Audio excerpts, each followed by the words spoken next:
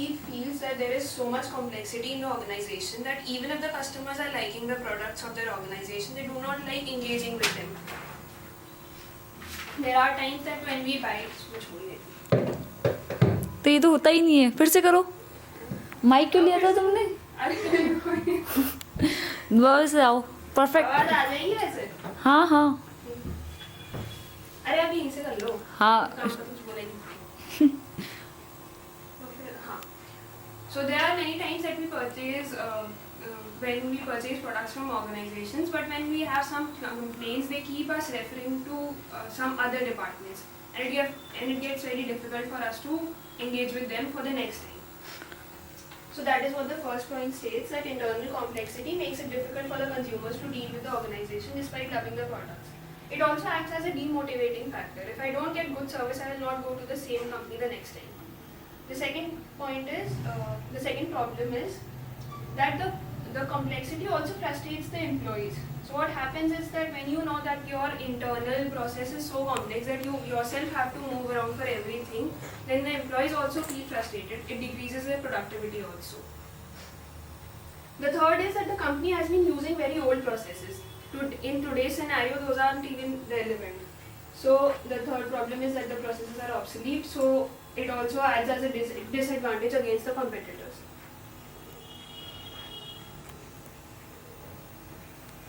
Then amongst the questions, the first one was that who is the target group of the letter? So like I already mentioned, that the president has written the letter to the department managers. So of course the department managers are the primary targets, and also the employees in the department are the target, because the department managers and the employees working in the department together will solve the entire problem.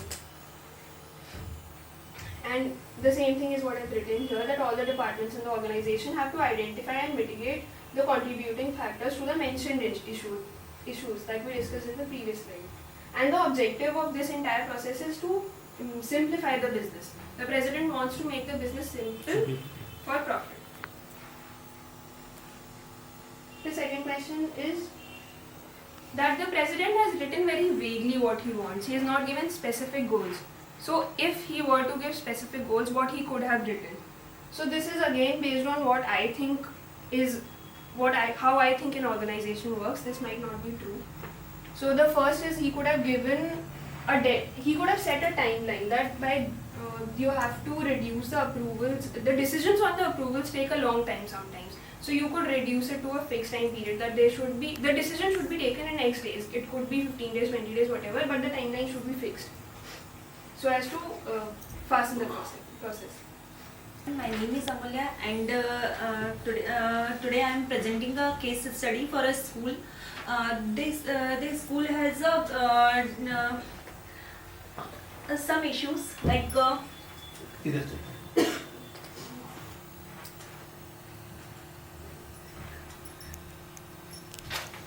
in my perspective, one of the school does not have a discipline, like students are not disciplined in classroom, and they making noise, and everyone around surrounding a ground, and not attending a class. So first I find a solution of this problem. मैं एक time table create करूँगी, और different वो सारे student के लिए same होगा, like और उसे हर स्टूडेंट को मानना पड़ेगा. अगर वो नहीं मानते, उस टाइम टेबल को फॉलो नहीं करते, तो उनके पेरेंट्स को बुलाया जाएगा, पेरेंट्स मीटिंग की जाएगी. और अगर वो इस पेरेंट्स को बुलाया जाएगा, और इसके बाद भी अगर स्टूडेंट्स डिसिप्लिन में नहीं आते, क्लास अटेंड नहीं करते या नॉइज़ करते हैं, तो फिर उन्हें सस्पेंड किया जाएगा या उनके पनिश किया जाएगा. And the second one is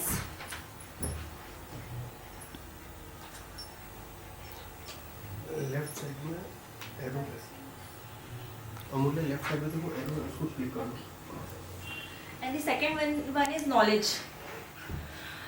school में क्या हो रहा है कि नॉलेज की बहुत ज़्यादा कमी है, लाइक स्टूडेंट क्लास क्यों अटेंड नहीं करना चाहते, ये सबसे बड़ा मेजर इशू है. तो स्कूल में क्लास में सारे बच्चों को इकट्ठा करके ये फाइंड किया जाएगा कि क्या रीज़न था उनकी क्लास नहीं अटेंड करने का, उनका इंटरेस्ट जानने के लिए। तो second one is identify the scope of student and find their solution. Like किसी को स्पोर्ट्स में इंटरेस्ट है, किसी को साइंस में इंटरेस्ट है, किसी को कंप्यूटर में, किसी को गेम्स में, तो उसके हिसाब से उनकी क्लासेस ली जाए। And the third one is left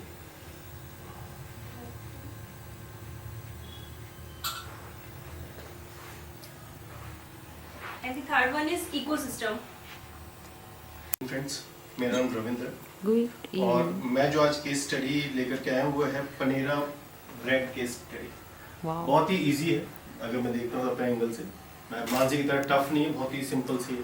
हम जो डेली यूज करते हैं ब्रेड, उसको लेकर के केस स्टडी है। ठीक है, लेट्स स्टार्ट। मैं इधर खड़ा हूँ जिससे इजी रहेगा सब लोगों के लिए। पनेरा का बिलीफ क्या है कि सक्सेस होने के लिए सिर्फ दो ही चीज चाहिए।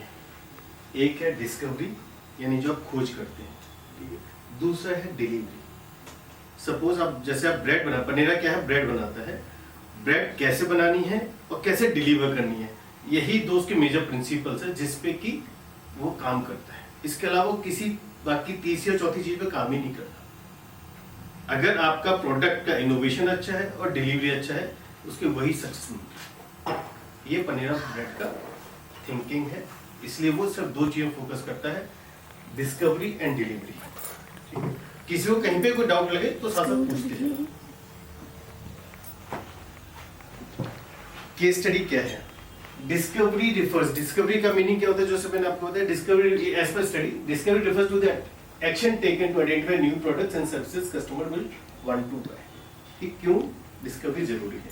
सिमिलरली डिलीवरी क्यों जरूरी है? For the action taken to deliver products and services in the most efficient वे।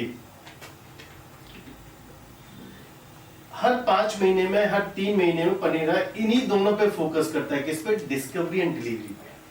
ठीक है, इसके अलावा ना तो थर्ड पे जाता है, ना ही फोर्थ किसी और प्रोडक्ट पे जाता है। डिस्कवरी और डिलीवरी के अलावा हमें एज ए लीडर हमें किस किस चीजों को और फोकस करना चाहिए? Action and reflection. Action reflection का मीनिंग क्या है? अगर सपोज नीतू ने कुछ बोला, उसके जैसे एक्शन किया, उसी के साथ साथ मैंने उसको रिफ्लेक्शन दे दिया, जिसको हाजिर जवाबी बोलते हैं अगर हम आपस में बात कर रहे हैं। ठीक, तो कोई भी चीज अगर सपोज आज आपकी ब्रेड खराब निकल गई तो हम बाय बैक कर लेते, उसको वापस ले लेते हैं। करते आप क्या करते हो? दुकानदार पे जाते हो कि इसमें फंगस लग गया, वो आपको दूसरी ब्रेड देता है। तो that is called action and reflection. Action reflection is the process which helps one become a better learner by reflecting, testing assumption and asking questions to resolve complex business solutions. This is usually done in small groups. जैसे हम 5 लोगों group है, हम आपस में किसी problem को लेकर के उसका सॉल्यूशन साथ ही साथ देते हैं छोटे ग्रुप के अंदर। That is called action and reflection. ठीक है। Giving and receiving feedback. छोटे से ग्रुप के अंदर बैठे हैं, छोटी सी फैक्ट्री है, उसी के अंदर जो भी है मैंने आप 500 से फीडबैक लिया और इम्प्लीमेंट या मेरे पास कुछ ऐसा है जो मैं आपको फीडबैक दे सकता हूँ। जैसे आपकी प्रेजेंटेशन थी, मैं 2 फीडबैक साथ दिए। तो गिविंग एंड रिसीविंग फीडबैक्स वो किसी भी हो सकते हैं, एडवाइस में हो सकते हैं, रिजल्ट में हो सकते हैं, रेटिंग में हो सकते हैं, कमेंट, सर्वे, ओपिनियन, किसी भी एंगल में। आपको कोई आइडिया है, आपने मुझे बताया है कि सर इसकी जगह ये हम कर सकते हैं, तो हमने वहां पे आइडिया अपना इम्प्लीमेंट कर लिया। तो छोटी छोटी चीजों को हमने एक साथ इकट्ठा किया है। Discussing fact and feelings. Business के अंदर फैक्ट्स अलग होते हैं, फीलिंग्स अलग होती हैं। हम फीलिंग्स को फैक्ट्स में कन्वर्ट नहीं कर सकते, लेकिन हम दोनों को साथ लेने की कोशिश करते हैं कि कैसे हम अपनी फीलिंग्स को लेकर के आए और उसको फैक्ट्स में कन्वर्ट करके डिलीवर करें। ठीक है, एज ए लीडर ये बहुत इंपॉर्टेंट है। Focusing on present and future. आज का सिनेरियो क्या चल रहा है और इसका फ्यूचर क्या होगा, इसके बारे में बात करनी चाहिए एज ए लीडर। अब आते हैं क्वेश्चंस को लेकर, कैसे क्वेश्चंस करते हैं। अब डिस्कवरी डिलीवरी बहुत सिंपल सी एक लाइन आपको समझाता हूं। डिस्कवरी क्या होती है? Figuring out what to build, हमें क्या बनाना है, ये चीज खोज करना, क्या बनाना क्या है। डिलीवरी क्या है? Then building it. अगर खोज लिया है तो उसको बना दो। वाओ, अगर आपने खोज लिया है तो इसको बना दो। गुड। डिस्कवरी एंड डिलीवरी के बीच का आपको कॉम्बिनेशन होता है। डिस्कवरी खोजो क्या बनाना है, आपने खोज लिया तो बना दो, that is for delivery. Clear? कोई डाउट हो पूछते जाना। व्हाट इज राइट रेशियो, लेकिन अब इन दोनों के पीछे रेशियो क्या होनी चाहिए? मैंने खोजा तो है लेकिन मैं डिलीवर कितना करना है, इसके पीछे कोई रेशियो होनी चाहिए। 30%, 40%, 60%, कुछ तो रेशियो होनी चाहिए दोनों के बीच में। यही क्वेश्चन है। केस स्टडी क्या है कि अगर आप डिलीवरी कर रहे हैं तो कितना रेशियो डिलीवरी करना चाहिए, और आप अगर टाइम दे रहे हैं डिस्कवरी पे तो कितना रेशियो आपको डिस्कवरी पे टाइम देना चाहिए। ठीक है? क्वेश्चन एक्चुअली जो केस स्टडी है वो यही केस स्टडी है कि इन दोनों के बीच में पनेरा ब्रेड को कितना रेशियो रखना चाहिए। शुड इट बी 50-50, 60-40 या 70-30, या डिपेंड करता है सिचुएशन के ऊपर। अब आते हैं सिर्फ क्वेश्चंस को लेकर। पहला question as per case study, what are the consequences, क्या होगा अगर हम बहुत सारा डिस्कवरी पे फोकस करेंगे, डिलीवरी फोकस ना करें। कोई है आप में से बताने वाला कि अगर हम फोकस ज्यादा करेंगे किस पे, डिस्कवरी पे, और डिलीवरी फोकस ना करें तो क्या होगा? सोचकर ही क्या मतलब रहेगा जब आप डिलीवरी नहीं कर पाओगे, प्रेजेंट नहीं कर आप बहुत कुछ सोच रहे हो। जैसे हम पांचों बात कर रहे थे, हमें पढ़ने के लिए आ रहे हैं, हम सोच तो बहुत कुछ रहे हैं लेकिन स्टेज पे आकर नहीं बोल पा रहे। तो हम डिस्कवरी तो बहुत कर रहे हैं लेकिन हम डिलीवर नहीं कर पा रहे हैं। ये केस स्टडी मेरे हिसाब से आपकी थिंकिंग अलग हो सकती है। फिर केस स्टडी में सबकी अपनी अपनी थिंकिंग होती है। मैंने आपसे कुछ प्रॉमिस किया है कि भैया मैं आपको बना करके दूंगा, ठीक है, वो पूरे unfulfilled promises. Planning to do new bread but never having them available to customer. मैं सोचा तो बहुत कुछ है लेकिन कस्टमर के लिए वो ब्रेड नहीं पहुंच पा रही है, तो मेरा और आपका प्रॉमिस टूटता है। ठीक है सेक्शन, कोई डाउट हो तो एक बार पूछ लें। तो कस्टमर और पनेरा ब्रेड के बीच में जो प्रॉमिस है वो टूट रहा है आपस में।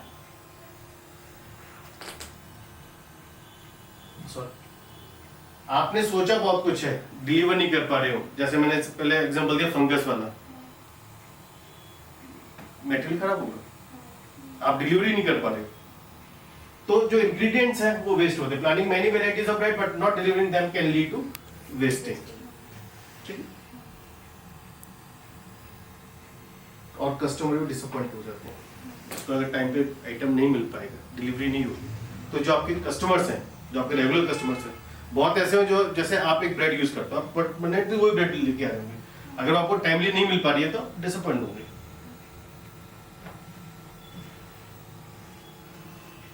कस्टमर और पनेरा ब्रेड के बीच में एक स्क्रिप्ट आता है जो ब्रेक होता है। Loss of trust, customer will lose their trust if the bakery consistently talks about new bread but doesn't deliver it. ठीक है? हम डेली आकर के अगर एक ही चीज करें तो एक ही, जैसे आज हम पनीर ब्रेड के ऊपर हम केस स्टडी कर रहे हैं, मैं डेली आकर इस पे नहीं कर सकता, आज करूंगा कल दूसरा करूंगा। सिमिलरली एम्प्लॉइज भी हैं, एम्प्लॉय एक ही तरह की ब्रेड बनाते रहे, कुछ इनोवेटिव ना हो, डिलीवरी नहीं हो रही हो, तो वही फ्रस्ट्रेट हो जाते हैं। Bakers and staff may get frustrated if they keep preparing for new breads, but those breads are never actually delivered. अगर डिलीवर नहीं हो पाई तो जो एम्प्लॉइज है उनका फ्रस्ट्रेशन लेवल आ जाएगा। फाइनेंशियल इम्पैक्ट भी आएगा। फाइनेंशियल इम्पैक्ट क्यों आएगा? Spending money on planning without turning into actual sales. आप सोच तो बहुत कुछ रहे हैं लेकिन सेल्स में कन्वर्ट नहीं हो पा रही, उससे क्या होगा? Financial impact, right. ठीक है, तो फाइनेंशियल इम्पैक्ट आएगा जो कि फाइनेंशियल लॉसेस की तरफ भी जाते हैं। और अगर ये सब कुछ होगा तो हम कंपटीशन से बाहर होते चले जाएंगे। राइट, ठीक है, ये सब कुछ होगा तो हम कंपटीशन से बाहर होते चले जाएंगे। तो जिससे बेनिफिट क्या होगा? जो भी आपकी कॉम्पिटिटिव बेकरीज हैं उसको ज्यादा बेनिफिट मिलेगा और आप नंबर 1 होने के बाद भी आप लूज कर जाओगे और आपकी ग्रोथ जो है वो स्टेगनेंट हो जाएगी, रुक जाएगी, आप ग्रोथ पे नहीं जा पाओगे, आप एक लेवल पे आकर के वहीं के वहीं रुक के रह जाओगे। आपका जो कंपटीशन है वो आपसे आगे चला जाएगा, तो आपकी ग्रोथ जो है वो स्टेगनेंट हो जाएगी, रुक जाएगी यहाँ आकर के।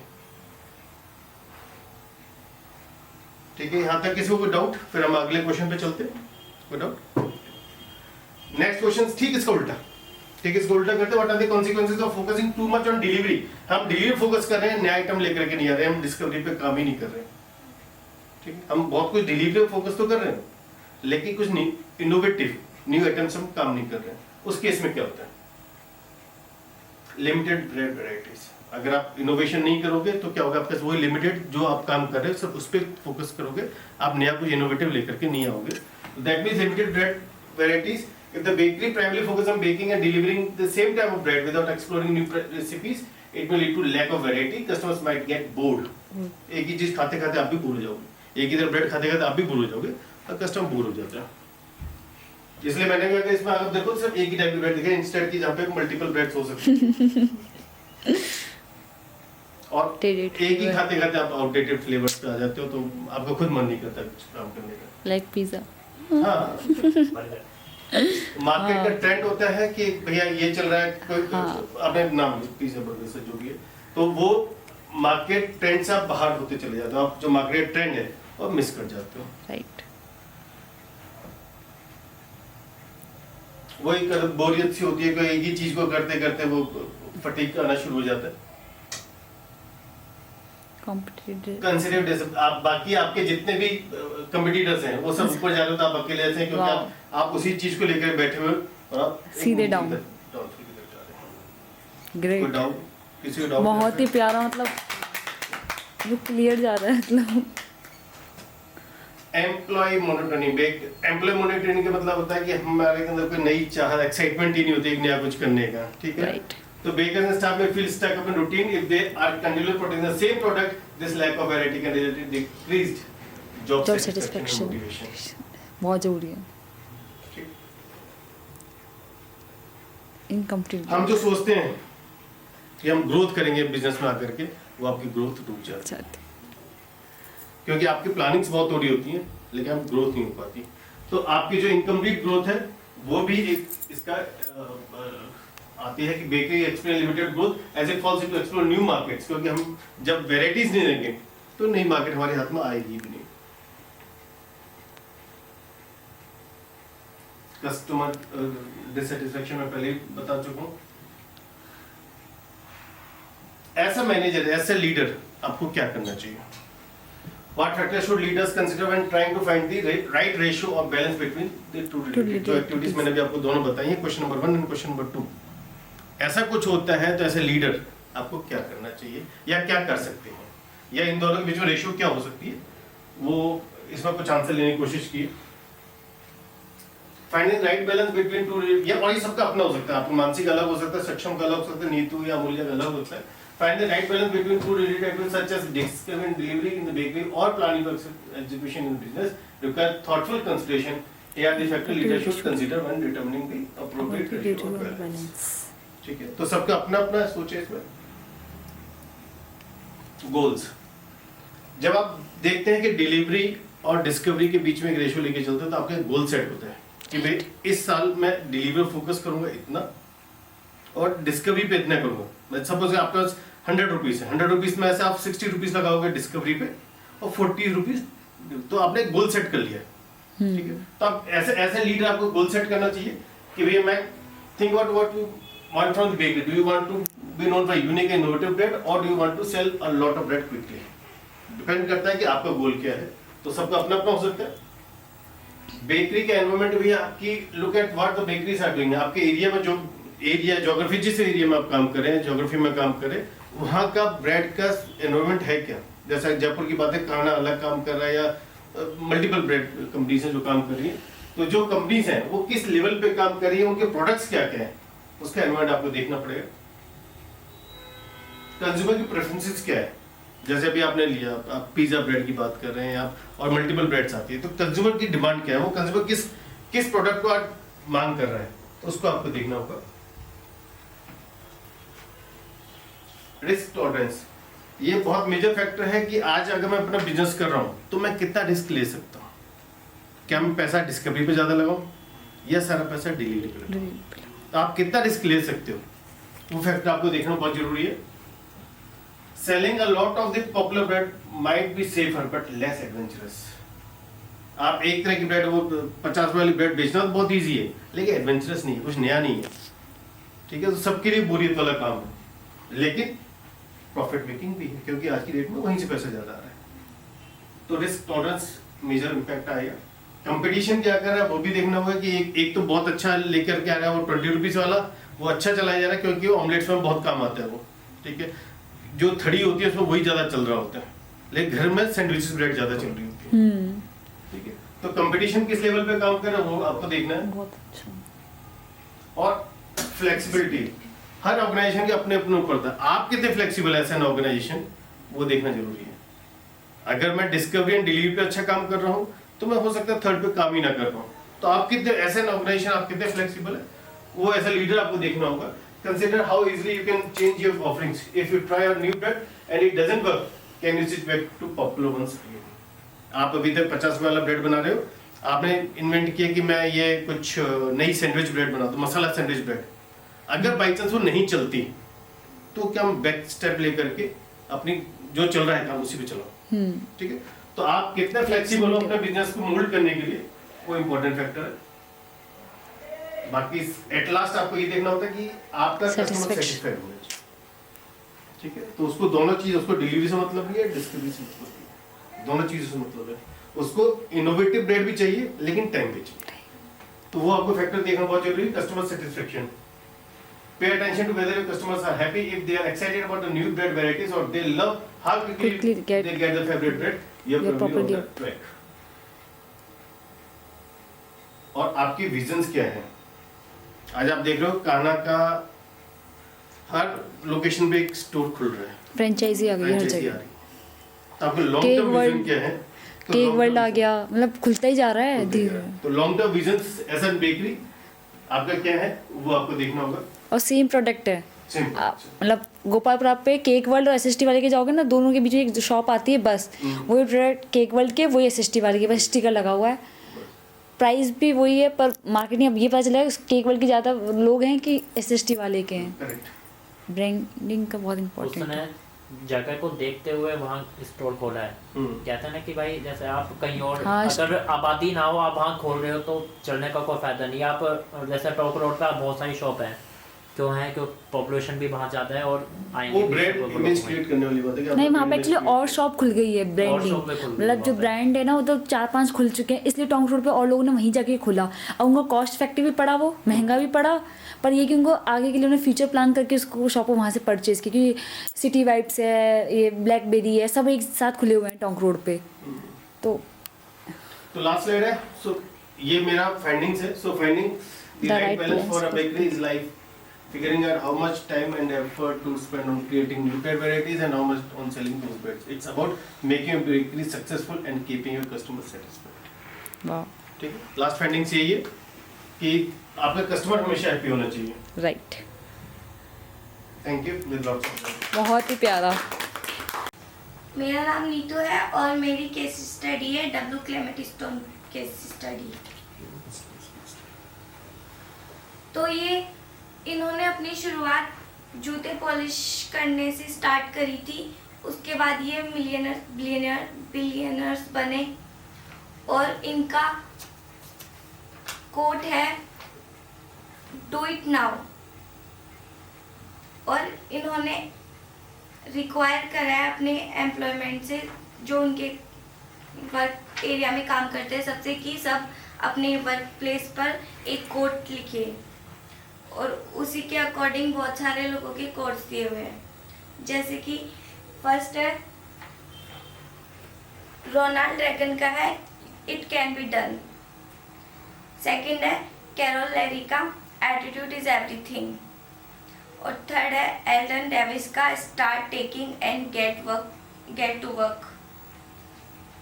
फोर्थ है टीजे रोजर्स का be realistic demand the impossible. Fifth है स्टेफन कोवे का begin with the end in mind. Next है स्टेवन अरेसन का leaders are known for the questions they ask, not the answers they give. Next है Louis we गर्स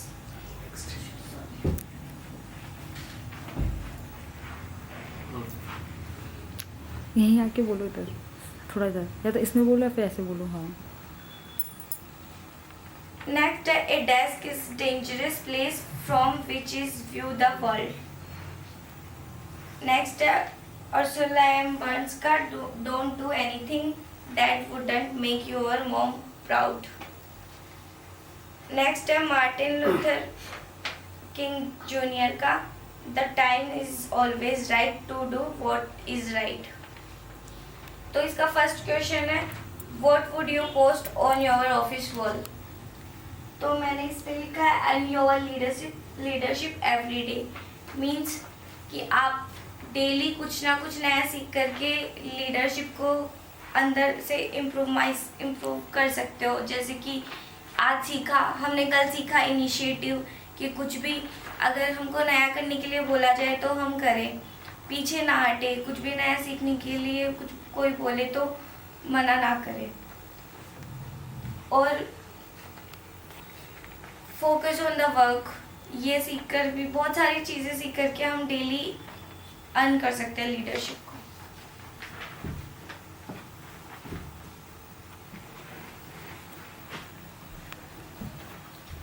second question है, what are the guiding principles that all leaders need to have. तो मैंने यहाँ पे 10 guiding line लिखी है। First है initiative, जो कि मैंने अभी एक्सप्लेन कर दिया। सेकेंड है फोकस ऑन द रिजल्ट, की लीडरशिप सिर्फ फोकस पे रिजल्ट पे फोकस करते हैं, ना कि और चीज़ों पे। थर्ड है स्मार्ट वर्क, कि कैसे हम 2 घंटे को काम 5 घंटे के काम को 2 घंटे में रिड्यूस करके लिख सकते हैं। जैसे कि पीपीटी बनाना हो तो टाइपिंग ना करके, जैसे हमको कुछ मिला हो तो पेस्ट करके भी किया जा सकता है, उसको कॉपी पेस्ट करके। फोर्थ है लीड योर सेल्फ, मतलब कि आप दूसरों को ऑर्डर देने के बजाय खुद को लीड करो कि तुम आज मैं ये करूँगी, आज मैं ये करूँगी, बजाय कि दूसरों को हम ऑर्डर दें। Try with the new things, वो initiative again. Trust on team, जैसे कि एक बार बताया गया था कि सचिन तेंदुलकर के बारे में कि टीम लीडर वही बन सकता है जो टीम पे काम करे, ना कि खुद पर। सिर्फ खुद का ना देखे कि मैं अच्छा कर लूँ, टीम के लिए काम करें। Good job. Never give up, कि कभी भी गिव अप ना करें। अगर हम हमेशा फेल हो तो भी 60-70 साल के हो जाए तो भी एक बार कोशिश करनी चाहिए, गिव अप नहीं करना चाहिए। कैरेक्टर भी इम्पोर्टेंट पार्ट है इसका। इन्फ्लुएंस, कि हम लीडरशिप की ये क्वालिटी भी बहुत ज़्यादा इम्पोर्टेंट है कि हम कैसे दूसरों को इन्फ्लुएंस कर सकते हैं, कि वो भी हमको देखकर लीडर बनने की इच्छा जताए।